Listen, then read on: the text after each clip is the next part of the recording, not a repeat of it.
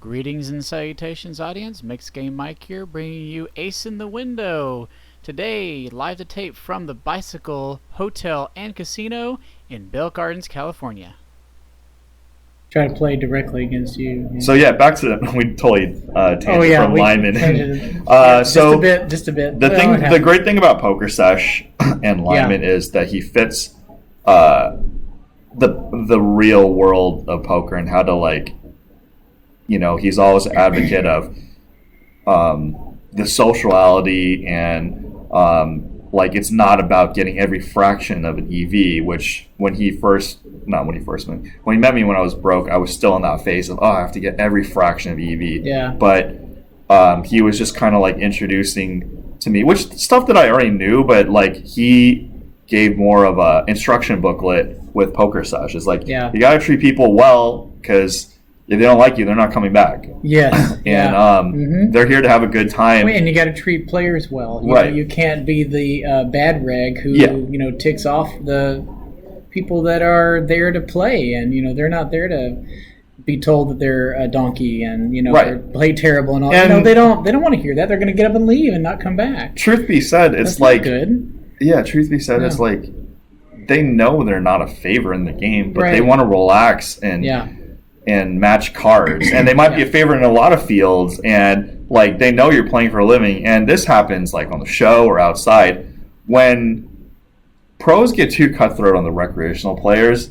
The recreational players dude, I'm just screwing around for fun, tossing money. Yeah. This is your life. This is how sad your life is, so to say. Yeah. And that's something that Abe brings out in PokerSesh as well. And it's it's true. It's if you treat these guys like you're better than them at poker, it's there's so many things in life to be good at, so to say, and they're better than you at others, and they just want to match some cards. And now, through Lyman's influence and just doing my own other projects, I'm just just talk to these people like human beings. Is it worth getting 0.8 BB per hour against this guy versus 0.6, but keeping him coming back, liking me, and just him introducing me to somebody that is useful to me or something like that, or other players, or whatever. You just never know. And it's a social environment, and there's they people bring in a set amount of dollars to lose. If they win, great. Yes. Which sometimes they do, but you just have to be understanding from their position in life. They're there to play poker. They want to play poker.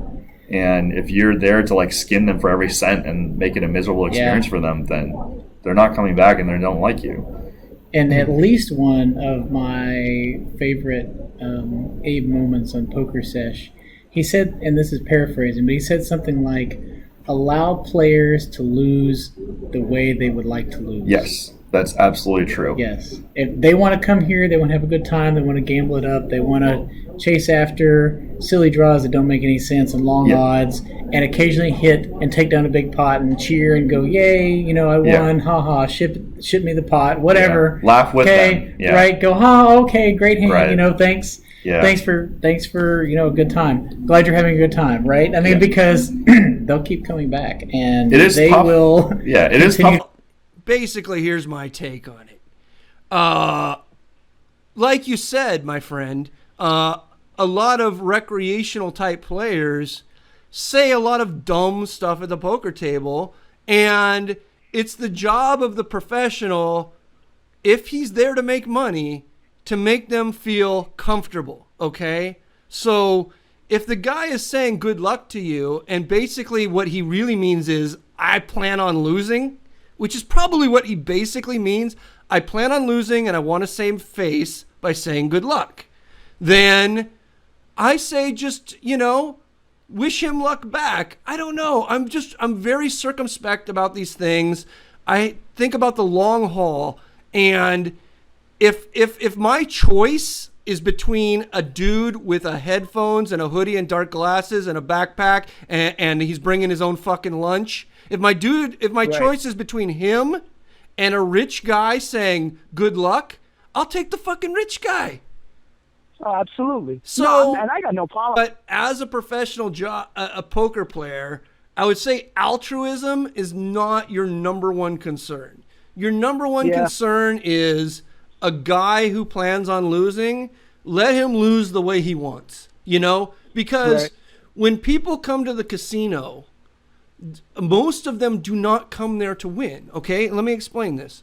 When people come to play blackjack, even your fucking grandma or who's going to play fucking slots, they budget an amount they're going to lose. They know that they're going to lose. They're going to go back and tell their grandkids they broke even. Yes, everyone fucking breaks even in Vegas. That's how they built the buildings, right?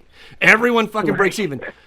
But the truth is, they budget an amount to lose. And what they are paying for, what Steve Wynn understands, what Sheldon Adelson understands, what Gary Loveman, what these guys understand is they're paying for a certain level of respect, okay? So if the guy comes to lose $1,000 or $500 or whatever it is, just respect his process. Let him lose it the way that he wants. That's my advice to you. When you keep losing, I've generally been known to have incredibly high tolerance, but even I snap sometimes. And I had Athena Kate on the show on Monday, and same thing. It's like she's really good natured, but when you're losing a ton, you're gonna snap. But just remember, try not to snap at the dealer. Try not to snap at the other player. If you're angry, just be angry and be angry at the cards or whatnot. And just it is what it is. Nobody's tolerance is infinite. JJ Del Garza, Dan Zach, a bunch of others had to whip me into shape when I was running incredibly bad, the worst I've ever seen in live cards. I was just losing 90% of my hands. And then Dan Zach told me about his worst run, and it was more negative than my peak bankroll of all time. Then I'm like, all right, I'll shut the fuck up now. But it's true. It's you need that stuff to whip you into shape, and it's just other people have had it worse, and it can always get worse. And that's the whole part about this is real life. This isn't just poker, a single hand. It's if I have queens and Mike has ace king, and your life is on the line with one buy-in. Are you taking this now? I mean, now you're playing Russian roulette with life. It's like Abe says, it's real life. And a lot of tricks that he says about subsidizing. There was one time which, I'm a live veteran too. So one time, I beat Gary in a pot, and then I straddled, and he double straddled, and I asked if I could take my straddle back, and then he's like, no. So I left it out there, and Abe complimented me because a lot of nits would take it back, which is, I don't want to stick $40 out there for nothing, but if Gary will leave, if you take it back, and it's if you piss people off. Armenian Gary, right? Yeah, Armenian Gary. He's that's the vibe I got from him. He good player, fun totally player. Fair. Yeah, but I don't want to call him out. He puts on kind of an act. I don't want to call him out, but I mean, it's good player. He'll put in action, but definitely not a dumb guy. No, not even close. So he is. I noticed that he was extremely loose pre-flop, but very solid, super solid post-flop. Yeah, his post-flop game was. There's a lot of people who pose like that. That I'm really surprised how many people they fool. Yeah. I really don't want to mention names because I know they want to keep that act up. And I play with a player like that all the time at Rounders Card Club. And anyone watching this, you know who I'm talking about. That he is definitely that way. They just act dumb, but they're actually... I'm playing all these crazy hands or whatever. But the post-flop play is just, it is near perfect. Yeah. Yeah. The decisions post-flop are just can't beat. Yeah. So the other thing about Lyman, he's obviously super smart, and he loves messing with the weirdos, which I'm like, dude, you're so weird to mess with those guys. But he loves the crazy people. I don't know.